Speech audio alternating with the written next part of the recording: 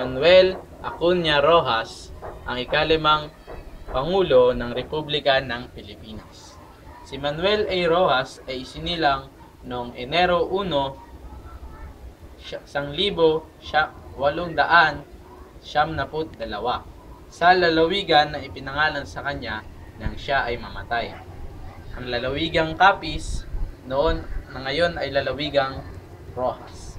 Nagtapos siya ng abogasya sa Universidad ng Pilipinas at naging top-notcher siya. Noong 1921,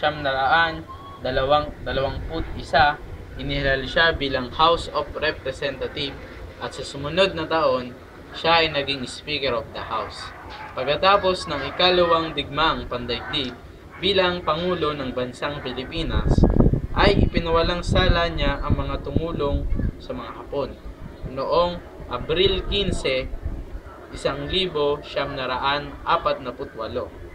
inatake si Rojas sa puso at siya ay namatay habang nagbibigay ng kanyang talumpati sa dating base militar ng Estados Unidos sa Clark Air Base at siya ay sinundan ni Pangulong Elpidio Quirino.